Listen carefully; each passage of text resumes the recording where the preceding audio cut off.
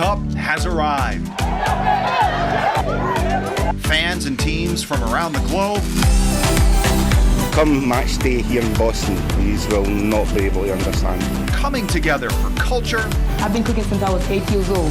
And I just love the way that my mom used to cook. Cuisine. You know, food always connects people. In soccer, also connect people. And the cup. All I did in my childhood is play soccer. France, Iraq, Morocco, England, Norway, Scotland, Haiti, and Ghana all set to take the pitch in Foxborough. With the influx of Ghanaians in Worcester, everything Worcester is Ghana. And local businesses want to show off their country's pride. We did bring in some Scottish beers. We are going to get our flags and root for Haiti. So let's kick it off and get ready for a soccer invasion in Boston. It's like Christmas and the Super Bowl rolled into one times by 10. That's what it's like.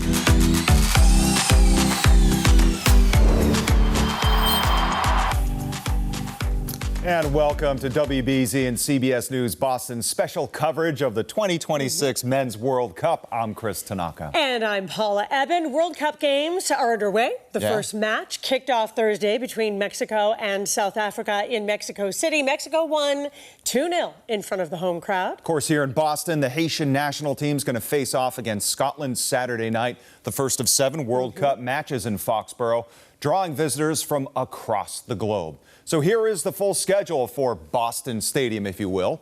After Haiti, Scotland, Iraq will face Norway on June 16th. Scotland will take on Morocco 3 days later on the 19th, followed by England versus Ghana on June 23rd. Then on the 26th, it's Norway versus France, and those games will be followed by a round of 32 matchup on the 29th before a quarterfinal match on July 9th. And before going any further, we've got to address the elephant in the room, Paula. Are we going to call this football or soccer? I've always called it soccer. Me too, so let's go with that. All right. But why are we having this debate in the first place? Football-type games have been around for centuries, and the term soccer, believe it or not, originated with the British. This is video of the U.S. soccer team practicing, by the way, back in the 1800s. England had what they called association football, and it became confusing because it looked similar to rugby. So eventually students at the University of Oxford made the distinction between the two sports. Rugger was used to describe rugby and a soccer for association football. And over the years, it was simplified to soccer, which was then adopted by countries around the world. Well, now we have that cleared up. Let's talk about all the changes across our area. There's a lot to make room for this. We start in Foxborough, where Gillette will now be known as Boston Stadium for the duration of the World Cup. This is due to FIFA regulations. Inside, the artificial turf has been replaced with a sparkling grass pitch. Parking lot's going to be different. Only 5,000 spaces will be made available. No tailgating allowed for non-ticket holders. And gates will open 3 hours before the coin toss. WBZ's Anna Myler takes us inside the stadium to show us what fans will see. 4 soccer fans descend on Foxborough for the World Cup. We got to take a behind-the-scenes look inside the stadium, along with media members from all over the world. This is the area where players will give interviews. And here, the Patriots Auditorium will be where press conferences are held at the end of the matches. And this is the most important part. The field, which has real grass for the first time in 20 years. I got to speak with the pitch manager, who says there's a lot of pressure to make sure it's perfect. Like, this is the pinnacle for any player. Like, we're giving them the stage to perform, so we have to give them the proper stage. And a lot of planning, a lot of research has gone into this over the last 5, 6, 7, 8 years. And the pressure is there, but we're fully confident that we kind of have the answers that we need.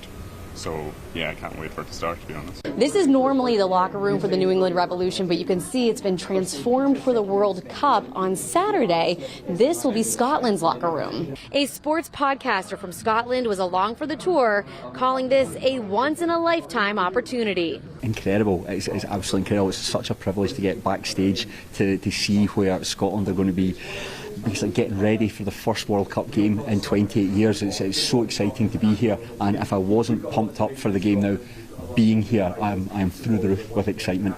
Scotland and Haiti are facing off here on Saturday night for the first of 7 World Cup matches that will be played in Foxborough. In Foxborough, Anna Myler, WBZ News. Now, getting to Foxborough for the games will also be a different experience during the World Cup. Fans are encouraged to take public transportation. A train ride to Foxborough will run you about $80, while a Boston Stadium Express bus will set you back $95. And you know what else is a major change during the World Cup? Last call at bars and outdoor drinking areas. That's right. This temporary measure will allow restaurants and bars to serve alcohol until 3 in the morning.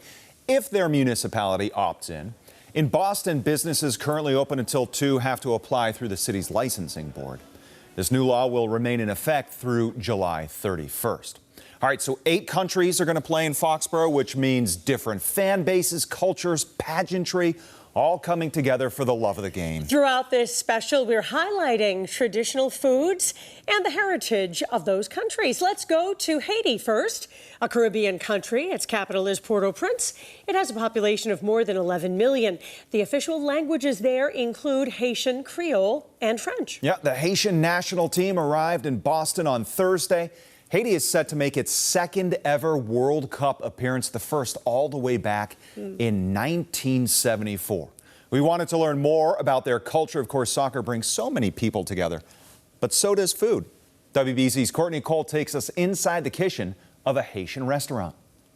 I'm Courtney Cole, joined by Chef Valerie Joseph here at La Pearl in Everett, and we are all set for the World Cup. We're so excited to be here because Haiti is one of the countries participating, and we're really excited, and there's no better way to dive into Haitian culture than to get into some good food.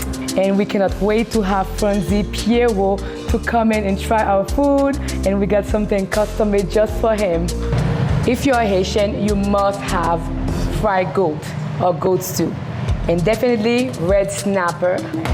And this is pig ears. So for the fried fish, we love to bread it with some flour, light, fluffy, and we go. This is called Accra fritters. It's also vegetarian. So Accra, it's made of malanga. It's like a wooded vegetable, it's like a yucca family. Okay. You know, and you grate it, you spice it, and you deep fry it. And of course, plantains. Oh yeah. You know, we don't eat our food without having some plantains. And now the meat. This reminds us of how much culturally we are connected, because when I see pig ears, I think of Southern cuisine. I'm from Chicago, but my people are from Georgia, some are from Tennessee. So like, when I see that, I'm like, we are more alike than we are different. I've been cooking since I was 8 years old. And I just love the way that my mom used to cook. And when you make something with love, and all the seasoning are intact, and then you follow your grandmother's recipes. Oh, that's the good stuff. Yes, and time to eat. No pressure. I can't drop this masterpiece. That's all I can say. All right, so she let us back into the kitchen. We got to see her make the magic. And now my favorite part, we're gonna get to taste the magic. Okay, and this is Accra. Accra. Okay. And they can have Accra as a side order as well, an appetizer.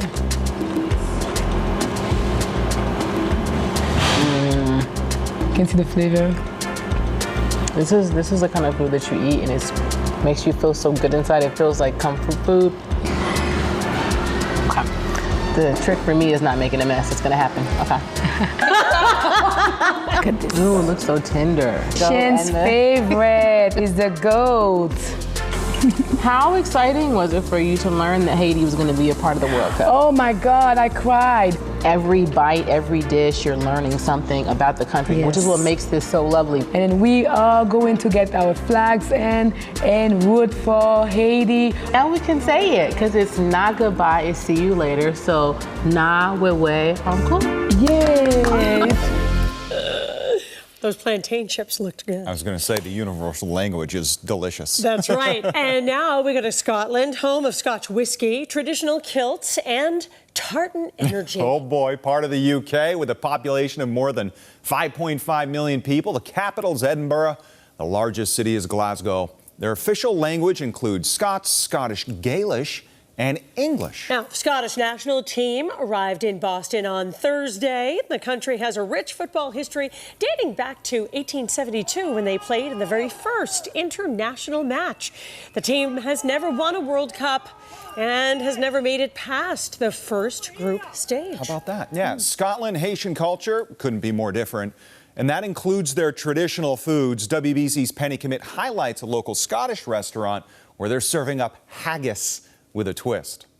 Walking into the Haven, it feels like you're entering a spot you might find in the Scottish Highlands, not Jamaica Plain. But that's just the way owner Jason Waddleton wants it. Obviously, a lot of Scots over here. The bar is hosting a 3-day World Cup event when the matches kick off here in Boston, with Scotland squaring off against Haiti. So we're going to have about 800 people all around. It's going to be sensational. Drinks are given. And at games in Scotland, there's also a classic food that everyone partakes in at half-time. But good food is a must as well. You go and get a pie, Scotch pie. Over the years, this bar has perfected the meat pie made with lamb and vegetables. Yeah, try now. And you can't miss the traditional Scottish meal of haggis. Although it's missing the controversial sheep's lung, banned in the US since 1971. It's also a superfood because it's got all those organs in it, right? So it's actually really healthy. Yeah, brilliant stuff.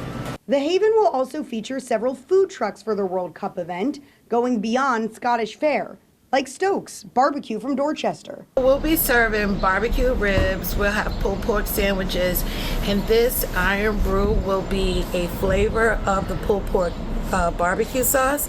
Waddleton is a huge soccer fan, but says the World Cup simply goes beyond sport. It's all about meeting the different cultures. And celebrating family and mates.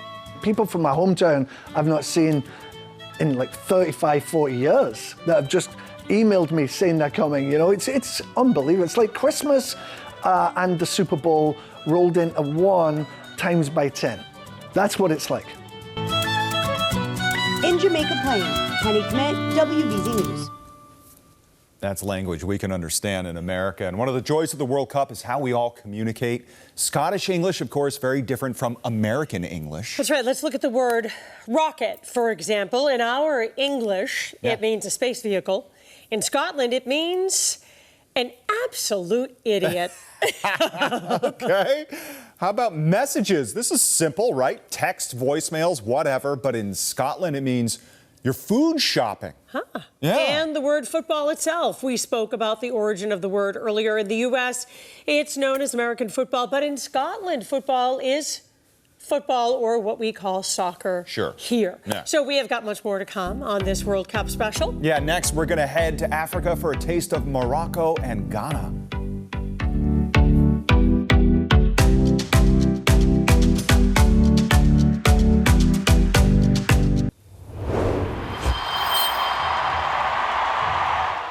Welcome back to our WBZ World Cup special. There are some new World Cup rules you should know. So here is how extra time and tiebreakers will work this time around. Yeah, each match still 90 minutes long, split into two 45-minute halves, but new rules implemented by the International Football Association Board will allow added time at the end of each half to make up for stoppages during the game. This will apply to games in the round of 32, 16, quarterfinals, semis, third place match, and the final. Also, players will not be allowed to cover their mouths with their hands, arms, or shirt while speaking to an opponent.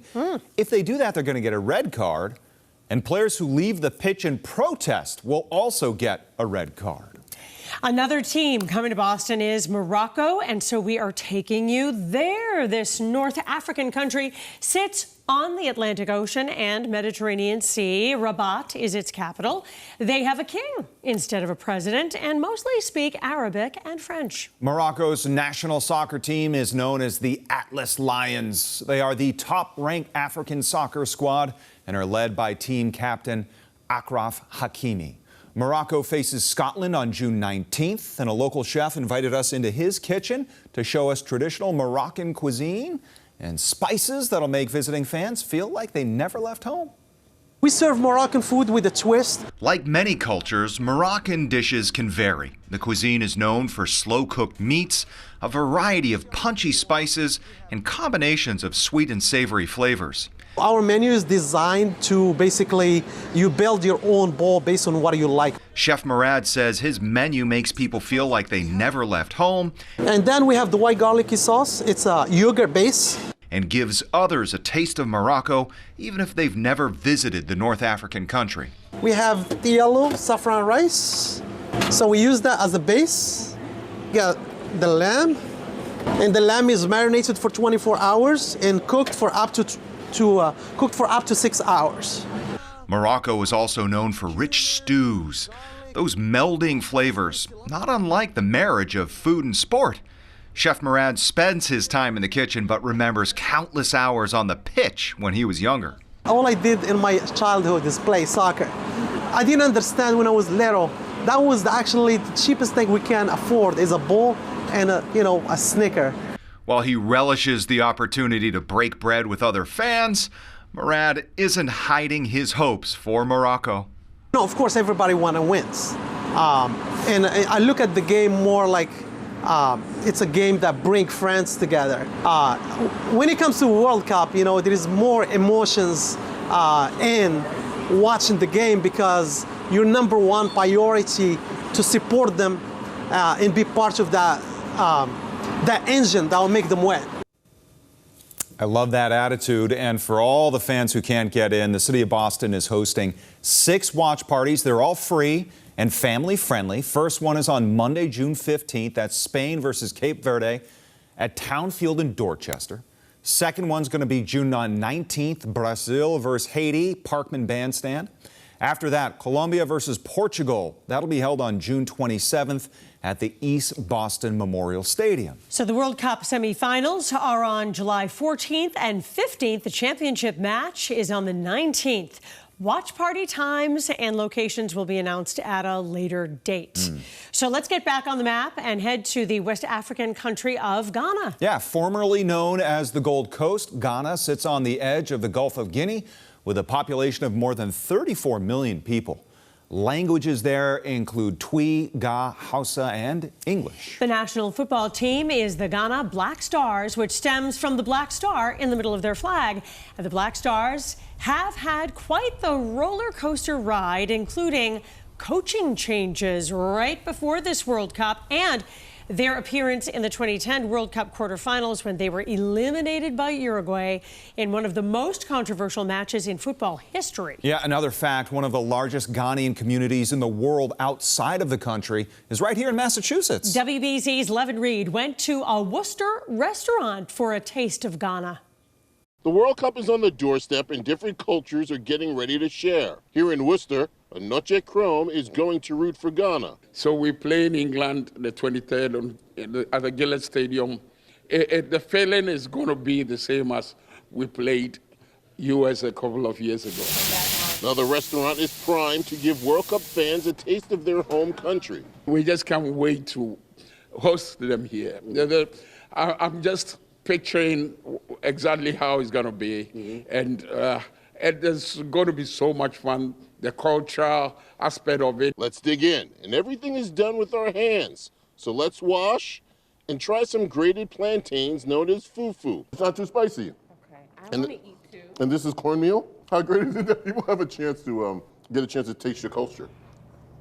The feeling is good when, and you have them coming and they scramble for everything. The taste of Ghana cannot be done without making some jollof rice. We start off with like a little oil, and then we fry up the onions and peppers, and then we add a little tomato paste. Sure. Yes, for our base. And then the secret is to make sure your stew really it's done. The World Cup will bring cultures together at the table, no matter what team you are rooting for. Lots of fun. It's going to look like a dream come true. When you come to Worcester, and with the influx of Ghanaians in Worcester, it tells them out there that everything Worcester is Ghana now. Yes. So they walking in here, they know they are coming home. Bring it on. In Worcester, I'm Levin Reed, WBZ News. Love it all. Ghana is also known for having unique fashion and style. The Athletic has actually ranked Ghana's World Cup jersey as the best of all 48 countries playing. It is really cool. The design has this large multicolored spider web that's inspired by the country's traditional cloth, kente. The shirt tells what they call the Anansi story, which is Ghanaian ancient folklore, and of course, the black star in the middle. All right, up next, one of the favorites practicing in our backyard. Yeah, a local university is hosting France. How local fields had to get major makeovers to become pitch perfect.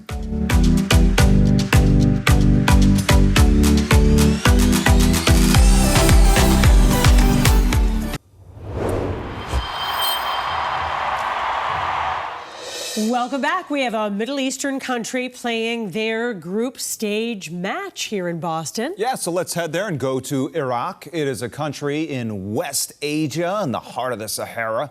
It borders Saudi Arabia to the south and Turkey to the north. Their national team, nicknamed the Lions of Mesopotamia, is currently ranked at number 57 among other national teams across the globe. Iraq will be facing Norway at Boston Stadium. That's right. And of course, one of the other teams playing here, France, and their national team landed at Logan Airport on Wednesday. Oh my goodness, fans packed in front of their hotel to see them in Boston. Located in Western Europe, France, of course, known for its art, culture, and cuisine, the Eiffel Tower and the Louvre Museum are global attractions. France is one of these countries that's known for being soccer royalty. They're currently ranked third in the world by FIFA. They were the 2018 World Cup champions, once again among the favorites to win it all, led by international star Mbappe. Exquisite, refined, flawless, not just Mbappe's playing style, but the food in France. The best part, you can get a taste here in Boston. Marco Fally from Rochambeau is here. Thanks so much for being here, Chef. Pleasure to be here. Oh, my gosh. We're representing. We're psyched. Oh, absolutely. Okay, you've got a host of dishes, some familiar, and one particularly magnificent, Chef. Here's our beautiful shellfish flour that will be also on goal, as they say, for the World Cup. So lobster cocktail, tuna scallop crudo, clam ceviche, local oysters, shrimp cocktail. This is a great way to kick off your dinner. Would this be like a table of four? Bring it out? Or one, right? My 13-year-old would want this for himself, but I mean, this looks like an incredible way to start a dinner. And then you have some dishes you're bringing in that people are familiar with, but are still traditional and French. Of course. Here's our, but we feel like we do excel really well with these dishes. Here's our classic steak frites and our French onion soup. Can never go wrong. Yeah. Oh, absolutely. And Chef, tuna niçoise. So tuna niçoise, this is our spin on a classic. This is great tossed all together, of course. Yeah. In a big salad, but I've done this. I bougie'd it up a little bit for you guys. Okay. So this is an option. So this is a little bit of a fennel puree that I'm going to use as my base. Yeah. Beautiful. And fennel, what does that bring as far as the aroma, the flavor? A little bit of sweetness, a little bit of tart, a little bit of anise flavor. Sure. And then these are all the classic accoutrements that are used in a tuna niçoise. We have some artichoke. Wow, beautiful. And again, this can all be tossed together. Yeah. But this is my version. Incredible. Deconstructed. And we're really psyched to be, so Rochambeau will be airing all the games at our street bar location. Yeah. So you can come in and enjoy any of this classic fare as we root France. Chef, let me ask you. Yes, sir. Because of its earnesty, French cuisine can sometimes be intimidating. It can be. Your message to people coming into Rochambeau, wanting to celebrate the World Cup, also have a great meal, but may be intimidated by the menu, even down to pronouncing some of the dishes. I have trouble with that still, Chris, so yeah. I get it. But we are product focused forward. So it's all about the delicious tuna or the steak or the shellfish. That comes first, and then we just do a little bit of an aha moment for people to give them a little bit of surprise. But other than that, a little twist and turn here and there, but I feel that people should be very comfortable with our offerings. So this is a piece of tuna tataki that I've done. Rare tuna. Okay. Typically, tuna niçoise is cooked. So again, this is our spin on a classic. Yeah, and what is the crust on the outside? So this is a pepper crust. Pepper crust. That I've done. It is beautiful. You can put that in the Louvre, chef. Thank you, Chris. That's very generous of you. Here's some haricot vert bundles that I've done. Chef, what happens if Mbappe walks in? We'd love to. Right there, another goal. What's he at 5? We'll have him at 6. We would love to host him. It's incredible because Les Bleus is making Boston their home, even though 2 of their 3 matches in the group stage are in New York and Philly. That's correct. But they're going to be training here throughout, and they're going to be just down the road in Waltham at Bentley. So we'd love to have, if any of you guys are listening, anytime, we'd love to have you in and help celebrate the cause. And we are Vive la France. Absolutely. So this is just some coarse salt that I'm going to finish it with. It is beautiful. Beautiful but simple. This is very simple. So the ingredients are pretty straightforward. Yeah. But I've just plated it in a different manner. But again, this could be all tossed together with a little bit of greens and tuna niçoise. There you go. Chef Mark Orfali, in the spirit of the World Cup, brilliant. Thank you, Chris. And Team France have been in Waltham training at Bentley University. While it's an honor for the school, it did require some work. Oh my gosh, absolutely. Bentley's going to be the home base for France for the next few weeks. But as Logan Hall shows us, school's actually been preparing for years. Freshly painted lines on a newly renovated pitch as Bentley University prepares to host the French national team for the World Cup. To be the one that got France, unbelievable, amazing. This is the best team in the world, right? If you could have drawn it up any better. Athletic Director Vaughn Williams says the university is honored to host the 2-time World Cup champs. And over the last several months, they've been hard at work to get their facilities ready.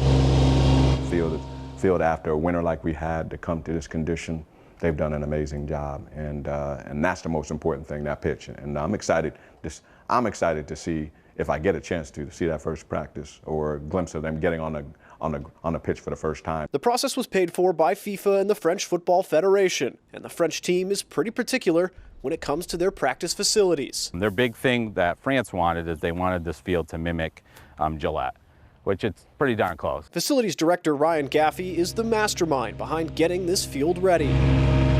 Overseeded 3 times, bringing in multiple types of grass. Some of the finer grasses you see are fescue, which is good for like wearability. So with the cleats on the field and the turning and all that, it's going to help stabilize that. And then there's also some varieties of ryegrass in here, which you need for establishment. It's a lot of fine tuning, all worth it to welcome some of the best athletes in the world to Waltham. Reporting at Bentley University, I'm Logan Hall, WBZ News. All right, so who else is favored to win it all in this year's World Cup? We speak to an expert on who may take home the cup. Up next.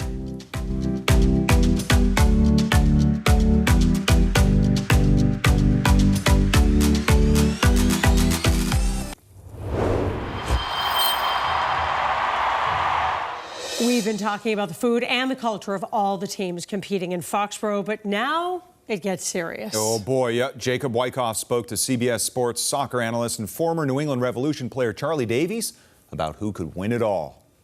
I'm super excited once again to be joined by former U.S. men's national team player and Revs star and host of CBS Sports Galazzo, Charlie Davies. Any team that you're thinking about nationally or globally that could take home the crown? Yeah, I think the favorite of one of the countries I played in my professional career is France. Stacked. Yes. Michael Olise, who's been killing it at Bayern Munich. You have obviously Kylian Mbappe, Real Madrid star. But then you have Bradley Barcola and Desiree Doué. two phenomenal attacking players from PSG, and they can beat anybody 1v1. That's what's so scary about them.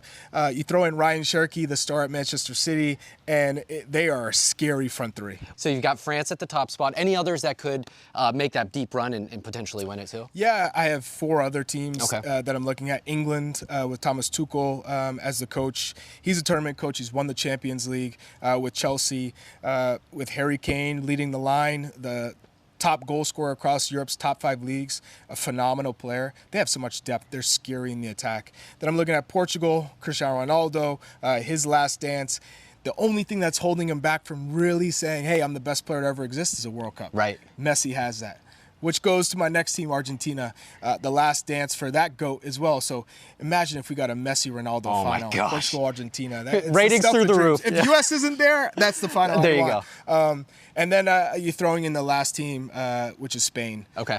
Spain is a team where they have Lamine Yamal, the most talented youngster on the planet, who's coming in a little bit injured, but can they get him back to full health for the knockout rounds? And that's a team that is loaded with talent as well. Sometimes we talk about the groups of death. Do you have one that you see that could be a really tough group to move on? Yeah, I think one of the most exciting groups for me is the France group with France, Senegal, Norway, and Iraq. Iraq is going to be 4th, unfortunately, unless they have this remarkable miracle. They have their own run. Yeah. Unless they have their miracle run. But ultimately, we saw France, Senegal play in the 2002 World Cup. Massive upset for Senegal, beating that French side who had won the World Cup in 1998. So Senegal is that much better than they were then. And then Norway with Erling Haaland, obviously one of the best goal scorers in the world for Manchester City. And you have Martin Odegaard, the Arsenal captain, just behind him. So Norway, France, Senegal, I think that's going to be fireworks. That'll be a good group to watch for sure. And the Norway-France match is at Boston Stadium. Yes, and England also here against Ghana. So if you're here, you get a chance to see some of the world's best. Some really good ones. Any team that you're like, they could really make a good deep run besides the U.S.? Besides the U.S., which my fingers are crossed. Right. Again, if they finish first place, they play a 3rd place team. Yeah. And then they would most likely play a Belgium to get into a quarterfinal, which is for it's me, doable. Yeah. I would choose Belgium over any of the other big names that I mentioned before. A team that could make a deep run for me would be a Colombia. Yeah. They're super talented. They play with a high energy, a scary team to be honest. And I don't think Portugal are being counted on as much as I think they should be. Okay. So I think Portugal with Bruno Fernandes, João Neves, and Vitinha, that midfield stacks up to any other midfield in the world as one of the best. So I think they could really be a top side throughout this World Cup. So you have some young kids, I have young kids. Mm-hmm. To the young kids that are watching maybe their first World Cup, seeing these teams on the world stage, what would you point out to them? Hey, pay attention to this. Something like that. Embrace it all. Okay.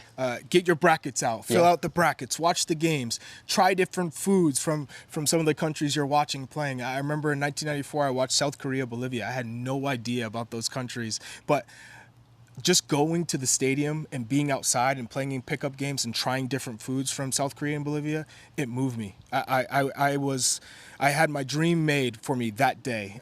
Face paint, but I'd say I would encourage watch parties, bring family, friends over, get together, build up the excitement, and just love everything that's unique about the game. Our sport is so special because it brings people together from different political views, culture, different ethnicities, different countries, all coming together to celebrate the game and forgetting about all of the things that differentiate us. It unifies us. So that's what I would encourage everyone to do. Just make the most of this summer because it's going to be special. So cool. So cool. And a Newton boy who's been through a lot is going to get a special honor in Foxborough. Yeah, he's going to be at the match between Haiti and Scotland. As Paul Burton shows us, he'll be a big part of the festivities. Graham Phillips is about to take center stage at FIFA World Cup 2026 at Boston Stadium in Foxborough. And he knows getting a front row seat to the best soccer players in the world is an opportunity of a lifetime. I like how they score in the celebrations. The 13-year-old 7th grader at Lerner Prep School in Newton will be one of the flag bearers representing Boston Children's Hospital as a former patient and cancer survivor. I think I'm going to be in the middle of the field. It was just 3 years ago when Graham, who was 10 at the time, was diagnosed with cancer. It was terrifying. It was a B-cell lymphoma, non-Hodgkin's lymphoma. It's a very aggressive malignancy, and we caught it early. But through his cancer treatment, Graham remained positive and a shining light to those around him. It felt the best because they have all these nurses that were very nice and caring and cared for me a lot. Just recently, the family was informed by Boston Children's Hospital that Graham is the type of flag bearer the Children's Miracle Network and FIFA would love to have represent this historic game. Thank you for letting me do this, and it's going to be fun. Graham is now cancer-free and so excited to be a part of FIFA World Cup. And he also has a very important message for other kids who may be facing a similar battle. It can be defeated, and the doctors and nurses will try super hard to let that happen. He taught me that you can be positive through some of the worst things that are happening, and to focus on what is positive. Lessons learned both in the hospital and on the playing field. In Watertown, I'm Paul Burton, WBZ News. Well, England has a great reputation in soccer, but not so much with food. We are going to change that, though. That's right. The Methuen Market that offers up some of the best meat pies you'll ever taste. Next.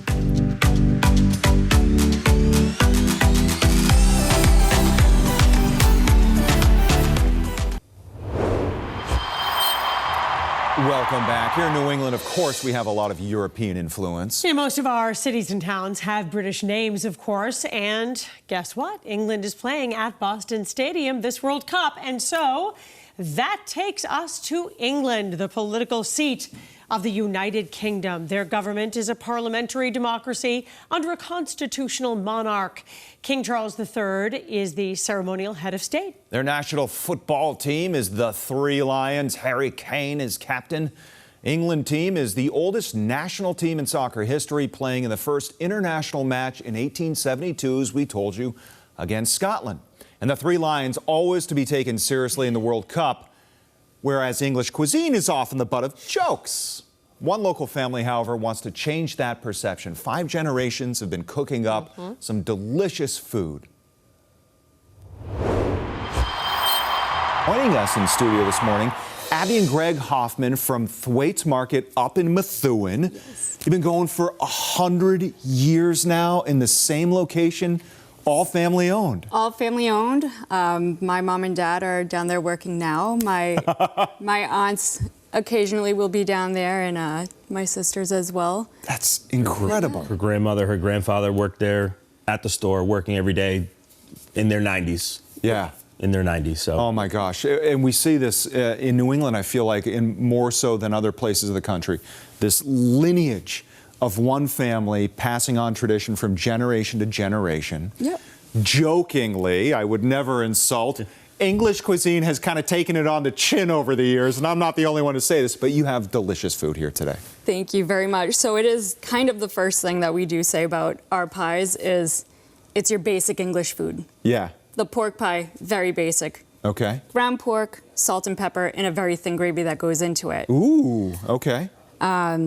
Over here we have Scotch eggs, another really big tradition. In the UK, they are fried. We bake ours, so I like to say that they are healthier for you.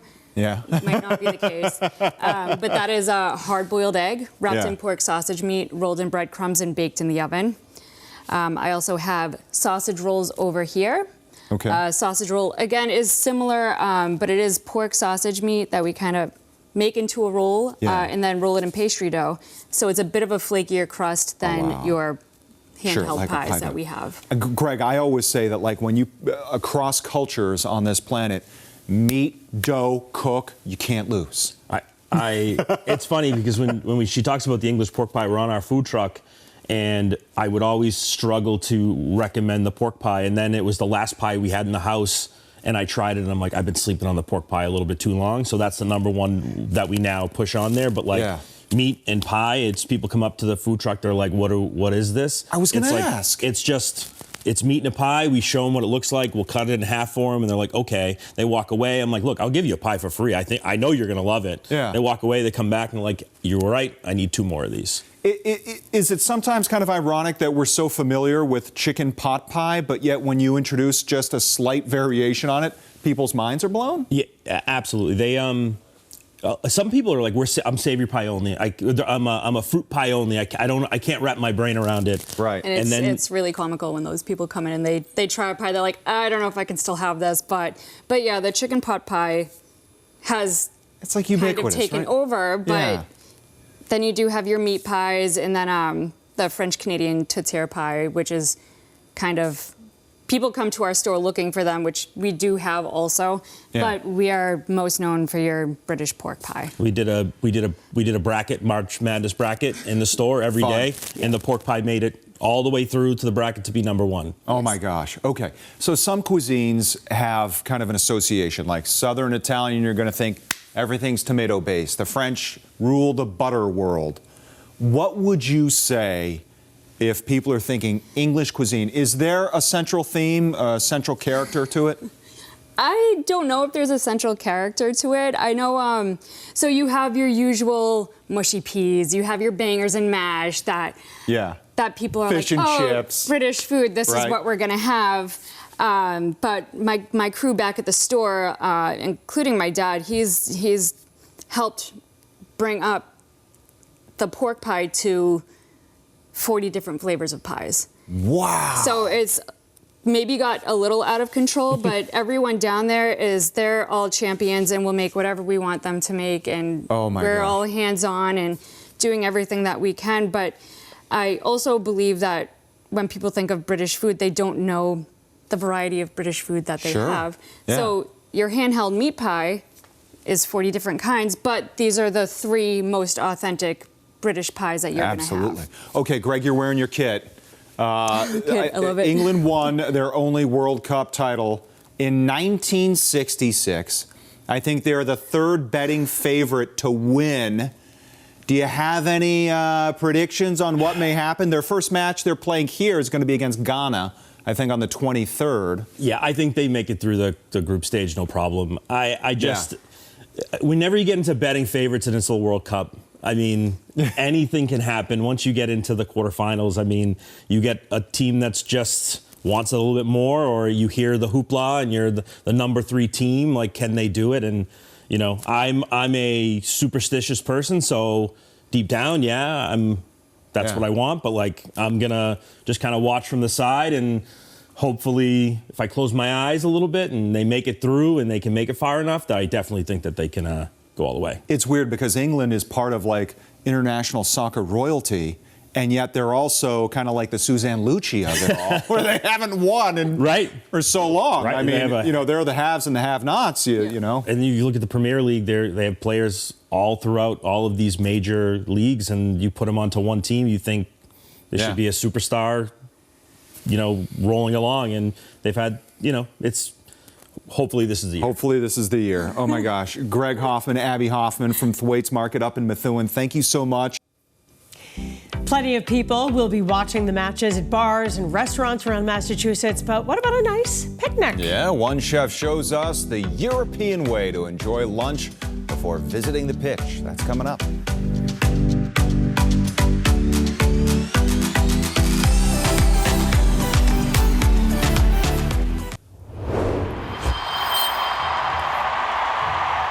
Welcome back. Throughout this World Cup special, we've been highlighting the cultures of the countries coming to Boston to play in the World Cup. This time we're going to Norway. Yeah, the Scandinavian country features beautiful mountains, glaciers, deep coastal fjords. The population of just under 6 million people, known for being one of the happiest on earth. This is the Norwegian national football team channeling their inner Viking. In group photos shared on social media, the last time the team qualified for the World Cup was back in 1998, so this is a big deal for these players. Yeah, they definitely have a vibe, and that extends beyond the pitch. A local chef shows us how to make a European-style picnic basket and leave the joy of that Norwegian life. Joining us is Chef Tony Susi in studio. Wonderful to have you here. Thank you. And Tony is the chef partner of Little Sage on Hanover Street in the North End. So we're talking about, this sounds like so much fun, a European-style picnic basket, no matter what country you're celebrating. Exactly. So what did you bring along? Exactly. I mean, these are all items, whether you're tailgating or just actually picnicking in the park. Yep. I touched on a number of things. This is a classic ham and brie sandwich on a baguette. You had me at ham and brie. Yeah, it's a classic French combination. These are little tea sandwiches made with Norwegian smoked salmon, a little cucumber and dill. Love salmon. Yeah, right? It's great snacking food. Looks great. This is a Spanish tortilla, so it's like a thick omelet, potato and onion. And that's nice because you can have it hot or cold. Exactly. All of these things will find at room temperature or even chilled. There's a little bit of smoked paprika aioli that I love to use on that. So this, I also brought, this is a farro. Think of it as barley's Italian cousin. Okay. And I like doing salads with this. So this is a simple salad. It's already dressed with olive oil and salt, so I'll add some asparagus. I love asparagus this time of year. These are some cherry tomatoes. Also, these are just snipped herbs. Basil, marjoram, parsley, a little bit of mint, and I toss that on top. And of course, this being Boston and New England, what do we have? I just like to add some lobster to it as well. Beautiful. And you just toss this, you pack it in a container, and you're good to go. Amazing. Here, I'll toss it while we're talking. Exactly. I think the great thing is, I love, first of all, you're a chef, but you're not so precious about everything. You just tore up some different herbs. You don't have to follow an exact recipe, right? No. And the simplicity of just olive oil and salt. Exactly. I think the only thing you need to be exact about is when you're doing baking and pastries. Sure. But all other types of cooking, you have to like just get that feel for it. Wow. And you know, usually on the second or third try, you really get it to something to where you want it. Don't you think Americans are kind of coming around to traveling to Europe all these last 5 or 6 decades and thinking, why do I feel so much better here when I'm eating here than I do at home? And we've kind of realized a lot of our packaged foods were the problem. Exactly. Well, there's a couple of things. First, you're on vacation. So that's true. It's also in Europe as a whole, they're much stricter about their food packaging and production. And Europeans, they really pride themselves on their ingredients, especially the artisanal producers, like people that make mozzarella, and cure ham, and make cheese producers. So it has to come from a specific region. It has to have in order to have the name, specific process, but also the simplicity. Exactly. Is what is so delicious. Exactly. Okay. Who's your World Cup team for the Boston area? Well, I have to go this time around with Team USA. Of course. My heart is always with the Italy team, but unfortunately they did not qualify this time. Right. So it's definitely Team USA. So you're Team USA. Oh, yeah. And I think people are going to really enjoy seeing Foxborough in a different light. Exactly. Having European picnic baskets out where they are typically grilling hot dogs and sausages. Exactly. It's a great event. I mean, some of us remember when we did it in '94.